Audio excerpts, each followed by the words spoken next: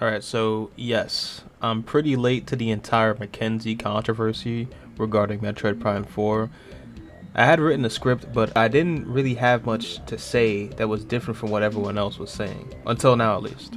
To me, Metroid Prime 4's biggest problem isn't primarily Mackenzie, but all the NPCs as a whole. Metroid Prime 1 and 2 have dialogue, especially Metroid Prime 3, but there's something a lot of people are missing in this discussion. It's the difference between good dialogue and yapping.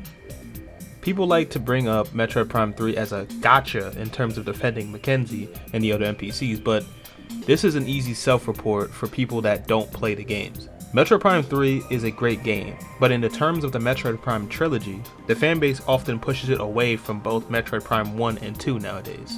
There's a plethora of reasons as to why, but one of the major reasons is the Aurora unit and the constant hand-holding in Metroid Prime 3.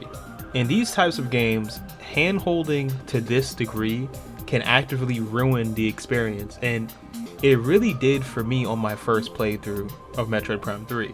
When I played through the entire trilogy, I made sure to turn off the hint system, but even then, I'd still have segments where the Aurora unit is telling me where to go, or that I don't have the upgrade to do this, and I need to go back into another area, or backtrack somewhere else.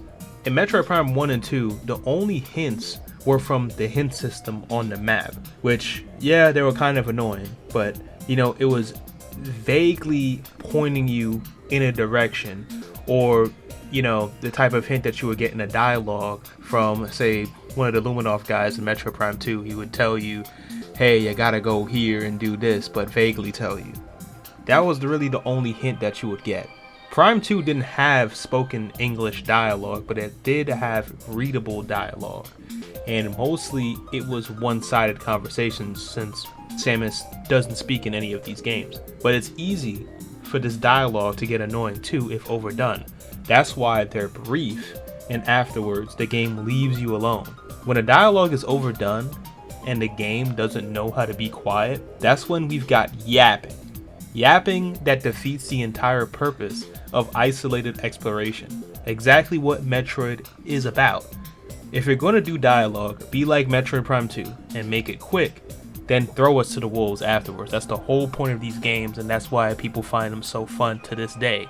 Regarding the NPCs, I don't want to be too negative on them, but I do want to state that if these characters are to exist, their character depth need to be there for us to even care about them. If you've played Metroid Prime 3, I bet you could remember those bounty hunters. They're 4 parts of the game. You have to actually kill them. They're your teammates that turn into enemy bosses.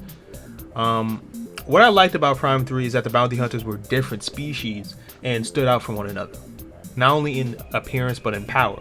They're cool for sure, but that's where my upsides for them really end. The problem is we have no connection to them other than the prologue, so when we inevitably killed them all, it really didn't mean nothing to the player. Like, sure, you could probably make an excuse for Samus as a character, like, oh no, I killed my buddies, but as the player, you really didn't feel that much connection to them, and it was kind of lame.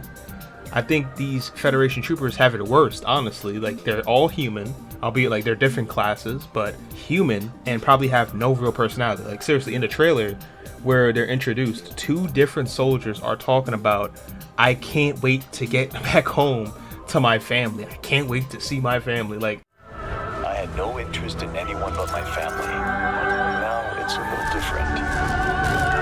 When we get home, I hope we can keep the band together. I can't wait to see my family. Look.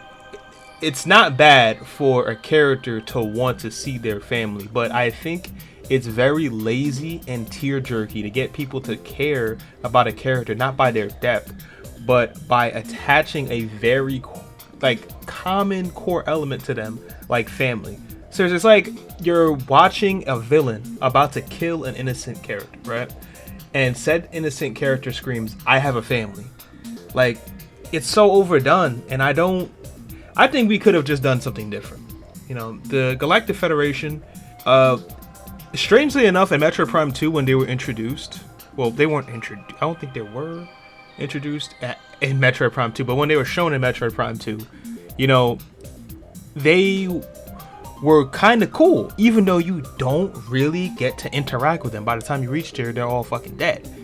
But in 3, it kind of just goes down, really. You don't really want to constantly deal with them all the goddamn time. It was kind of annoying, you know. After the prologue was kind of like, finally that's over. And now it's really not exciting to see them. Like, anytime the Galactic Federation are really going to be introduced, or, you know, they're core integral parts of the game, it's not really fun, or like, it's not really interesting. I mean, not about fun, but it's not really interesting.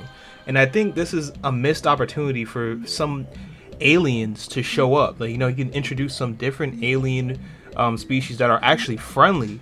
You know, if you want to go for NPCs and make some fun NPCs, you could have just went for the alien route, or, you know, the people or the civilization that of psychic beings that essentially like died out. Maybe they died, I'm not sure, because I probably gotta look at the trailers again to see if I'm being, you know, wrong or not. But have some of them be alive. I don't know. They could have just gone a new direction. Have some different aliens there. I would have enjoyed to see aliens other than Federation troopers and just humans. It's just kind of boring. But that's just me. I really don't want a Prime 3 moment where, like, you know, Samus is thinking about her friends, and their only good times were brief instances. Like, you know, the flashbacks only had instances in the prologue or when she killed them. And it's like, you never had like a time when you hung out with these guys. I don't know what they were cooking when they made that flashback sequence. That was a really bad part of Metroid Prime 3. That was really poorly done, in my opinion. You know, I bet other people will say it differently. But now, Metroid Prime 4 isn't out, so I could be wrong on this, but I really hope that the game doesn't introduce every character with some extraction mission, because it's gonna get old. I heard that there was 4 NPCs, right? If that means 4 NPCs mean 4 extraction missions, I'm not gonna hold you. After the second one, I'm done. I'm done. I'm not playing the game no more. And it sounds bad, but yeah, like, I'm just not gonna do it. Like, we know Mackenzie's gonna have one and talk like a lot, but I'm not sure we could say the same for the others. I don't really like the backseating either. So if the characters are gonna talk, don't make them give me hints, you know. Like, don't have the dialogue that keeps going on and on the longer I haven't done what the game wants me to do. I want you to just have the characters sitting there. Maybe just let them shut up after a while. Just make them shut up if you're gonna have the extraction missions. But for the most part, I don't really think, if they always keep doing these extraction missions, I don't think I'm gonna do it. I don't think I'm gonna buy the game. And, you know, in the background, I'm playing Metroid Prime 1 on hyper mode with, you know, hints off, right? And there's absolutely no dialogue to guide me. That's not me trying to flex, but I am flexing the debut game's ability to keep me engaged without holding my hand and breaking the magic of a Metroidvania. Now, granted, I've played Metroid Prime 1 at least like 8 times by now, and I know where I have to go for most of the upgrades, though even in my first playthrough, I still prefer to be lost for a few hours and at most a day to being told what to do. I just don't understand. If you wanted to play a Metroidvania game, why get told what to do? Like, I know in Metroid Dread, you know, you have Adam constantly talking. Well, not constantly talking, like every single time you go in one of his rooms, he talks and keeps you up to date. And I think that was actually way better. I think that was well implemented compared to what I see in the trailers for Metroid Prime 4 right now. And yeah, it gets to the point where they're just yapping and they're there for too long. They're overstaying their welcome. And if Metroid Prime 4 fails because of the Federation, listen, man, because not really the Federation, but because you keep adding these characters in and you force them to like say these things that are breaking the immersion or the entire point of the genre or the game, at this point, just scrap the Federation. Just stop with the Federation. Like, you guys stop. Because every single time you guys bring these guys in, it just hasn't worked. It makes no sense. Just don't do it no more.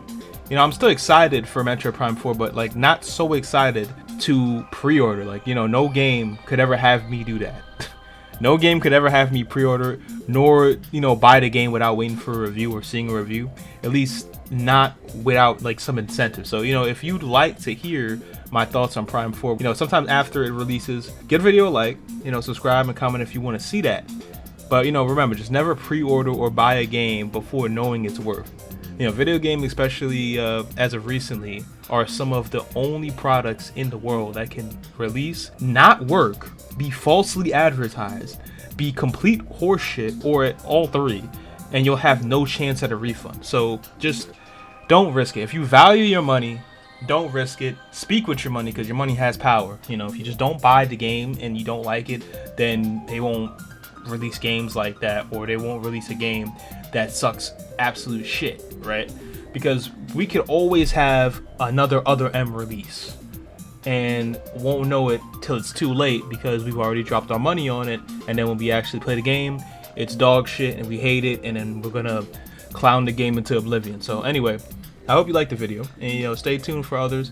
I'm gonna try to post more frequently, at least when something interesting crosses me. I hate goodbyes, so here's Patrick instead.